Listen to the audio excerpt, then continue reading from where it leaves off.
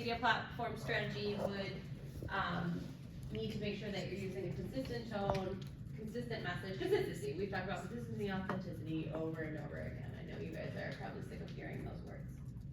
At a regular cadence. Content marketing and storytelling should be compelling, as you all just demonstrated. It has to be super engaging, super interesting, and it has to maintain its brand values.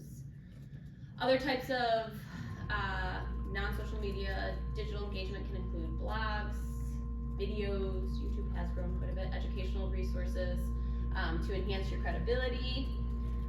In the storytelling realm, highlighting a specific person, place, or process. I do see, particularly in wine and spirits realm, when I'm on Facebook, like somebody showing like doing the bottling line, right? That tends to be people I think are interested in like the how it's done kind of, and that does resonate with authenticity.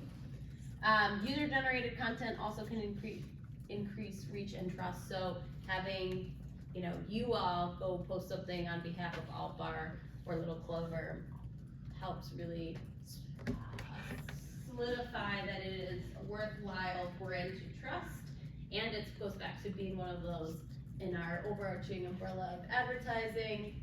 Remember, as a review, we have PR, which is relatively free. That would be user-generated content. It would be under that branch that is free, less controlled as a negative, but as opposed to paying for very specific details, exactly as you want posts. User-generated is a great option. That is a lot less time-consuming for a small company and a lot less expensive. Email marketing, connection beyond the visit. So you go to a distillery, winery, brewery, you have this fantastic time, you're hooked, it was great product, so you sign up for their newsletter. But as we were just talking about, we get 100 newsletters a day or email newsletters a day. So how do you best captivate on communicating your authenticity, your story, and your products without overwhelming or boring or being so frequent that you just kind of turn off your customers? So email remains vital. There's lots of discussion whether email is even a good source of communication now, or should you just use texting? How many of you prefer to have, if you're like doing Instacart or something, prefer to be texted over an email? How many of you prefer in general to be texted information over an email, right? Because we're so inundated with email. Yeah. Texting. Texting too. Yeah. So it's hard. It's still definitely talked about in the marketing realm. It's really important to still do emails, but on the side of that, in 2025, I think you also really have to up your game with other more personalized texting. At the same time though, I don't wanna get like texted like every single day by like 100 different entities that are trying to It's sell too me much. something. Like, yeah, email's nice because like I can just ignore it. But if I get a notification on my phone all the time, it's like, it's kind of, that feels dystopian. Yeah, it does.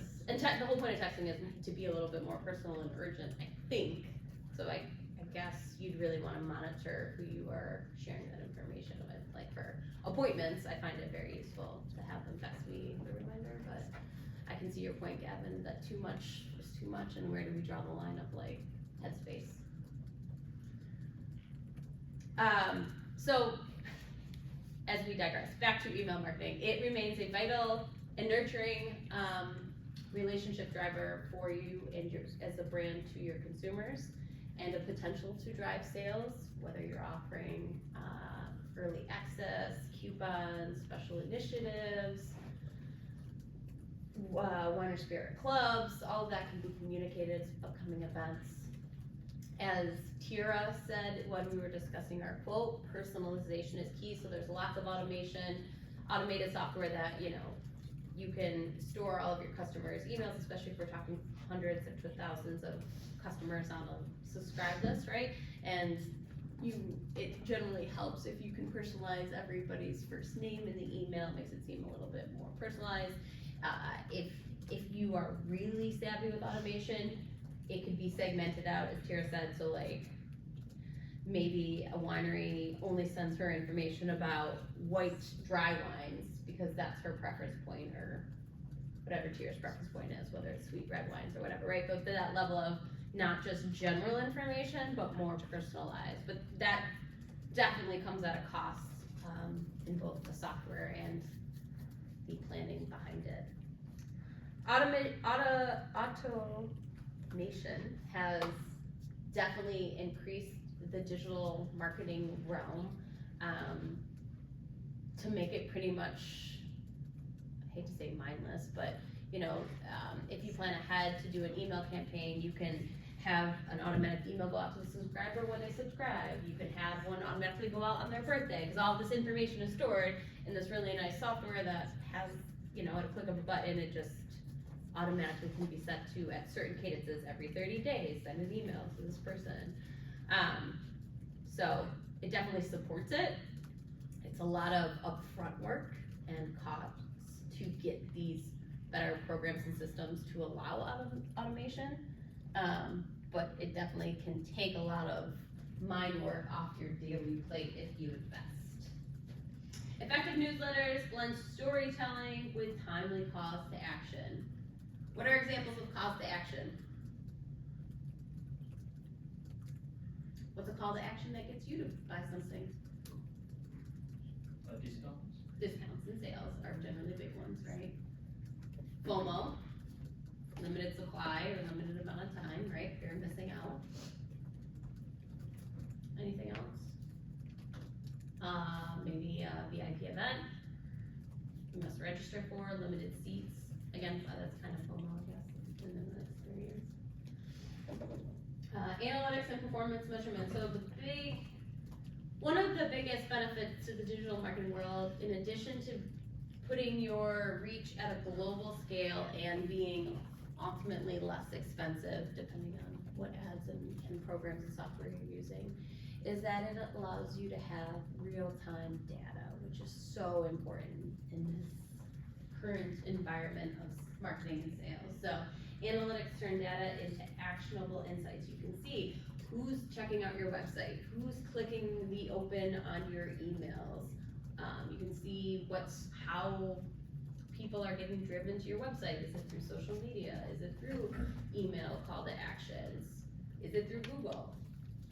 And then you can focus more of your attention on those efforts. So key metrics generally include website traffic and engagement, conversion rates, and return on investment and or sales. Tools such as, I'm sure you're all familiar with Google Analytics and Meta's Insights, which are both free at a baseline level. And then again, you can invest in CRM dashboards and data, customer relationship management is what CRM stands for. Yeah. Not that you're a CRM dashboard salesperson, but like, what do you even get from, I guess, those more premium plans? Is there like that large of a benefit that everyone's like, okay, we need this? There's so many, and it's so hard to keep up, Gavin. It's a really great question. It's like, and it's kind of similar with email newsletters. It's like, this one, first off the cost, right? How many people it can hold. So like a lot of the baseline databases is up to 100 people, up to 1,000, right? So if you're a company that's trying to reach out to 100,000 people, that's gonna cost you. So even as you scale, you need to be able to. Yes, yeah, that is a huge piece to it. Because often companies, I've worked for some startups, right? And like you start with using an Excel sheet, right? And then you're like, I can't keep up with this anymore, right? Then so I move to automation, and then there's a base plan, and then you get into, wow, now we have 1,000 people, we've reached our max, let's look into the next level. And so scaling is a big part, the cost is a big part. In terms of features, personalization, cadences, and how much you can set, how much information you can get on each person and or customer. I'm thinking from a business standpoint too, address, name, birthday, phone, how you're following up with that. I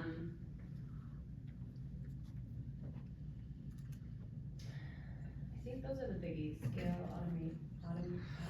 amount of automation, and programs that it integrates with. that a lot of big businesses might already have, right? So connecting, does it, mesh with Google, does it mesh with Meta? And regular analysis ensures that you're constantly adapting to your changing audience trends, right?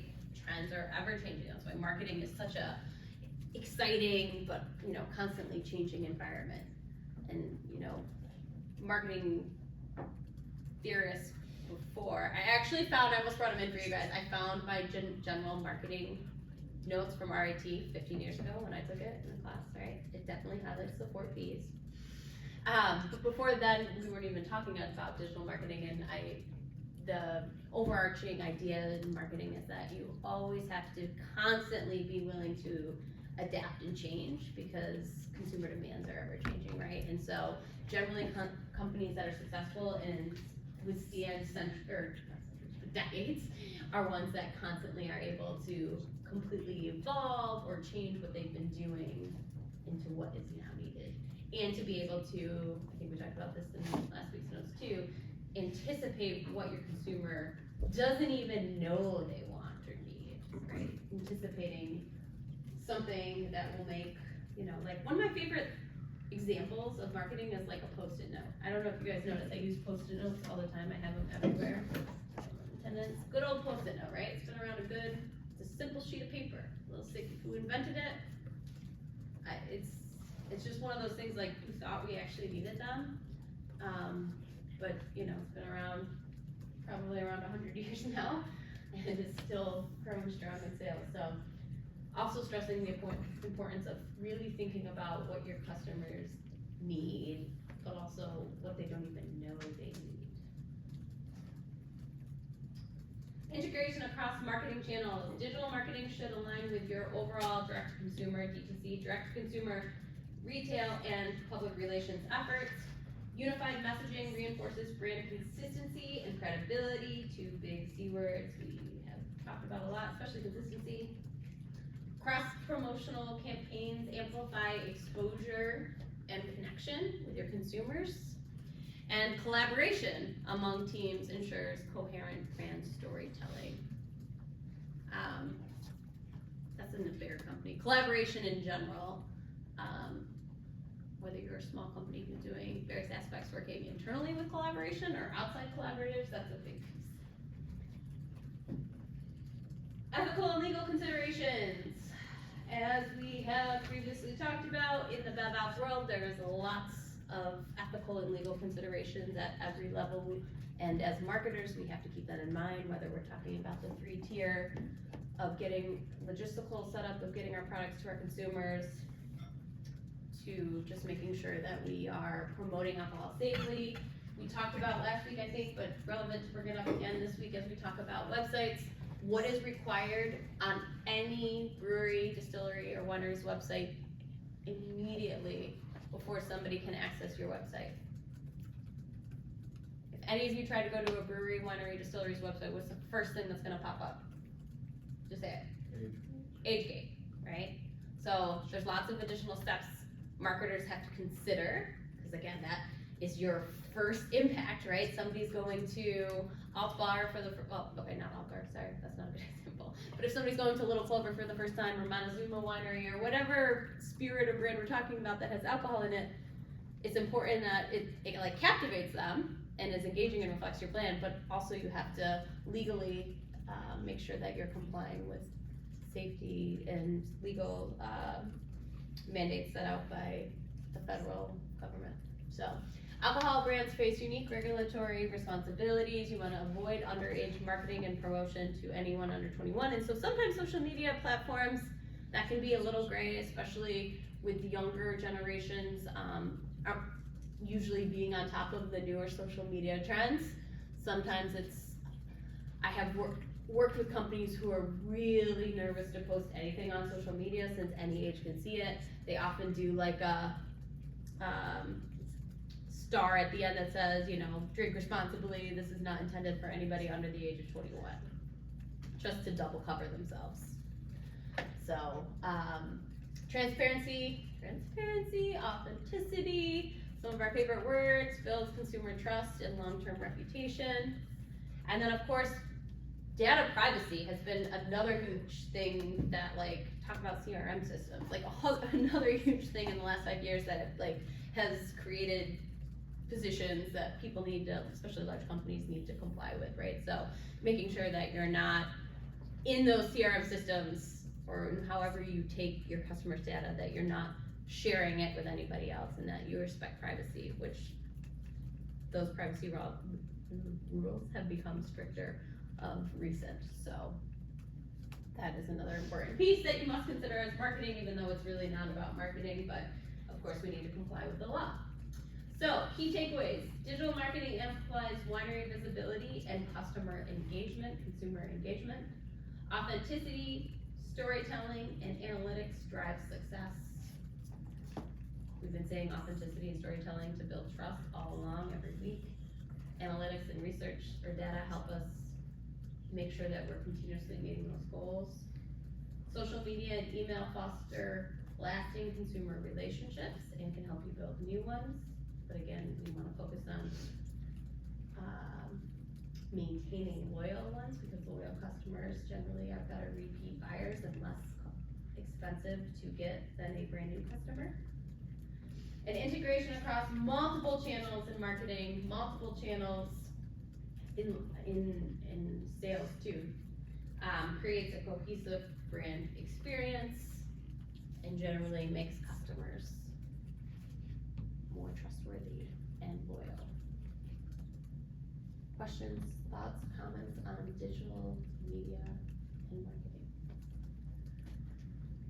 There are some really great, I'm gonna give you guys time to work on your group projects too. But since digital marketing is an actual component to your group marketing project, I wanted to call out on page 305, it walks you through the 5 steps of implementing your wine digital marketing strategy. So I would definitely take a look at that little list as you work on it in your groups. They have a wine glass funnel. So most funnels in marketing are just a triangle, but they have a wine glass funnel that helps you visually see for getting customers, the various digital platforms of getting their attention, to getting them to convert into sales, and then savoring the wine as closing the deal and keeping them as loyal customers. And then they had a bunch of great examples for setting goals if you want to do that in your group projects or just are curious. There's lots of great visuals in this chapter in particular. Monday we'll be doing chapter 15. Chapter 14 is tasting room, which really isn't pertinent to this class, so we're gonna skip to 15, and that will about wrap up new content before our cumulative final exam, just so you're aware. Meg's guest speaker evaluation form from Monday is due Monday, the 17th. I gave you a whole week to get them in, so make sure you get them in, please, on time.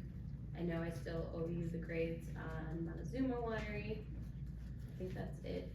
And then your current events articles. I think those were all of the notes I wanted to share with you. And then on the note of non-alc products and health products, actually I'm really curious your thoughts on this. This is a wellness elixir. So speaking to, just alternative drinks that are non-alcoholic, had you all heard the term functional, what is it? No, I'm not, I don't remember. Functional, not spirit, but functional beverage, yeah. I did write down functional spirit, but it isn't a spirit because it wasn't alcohol.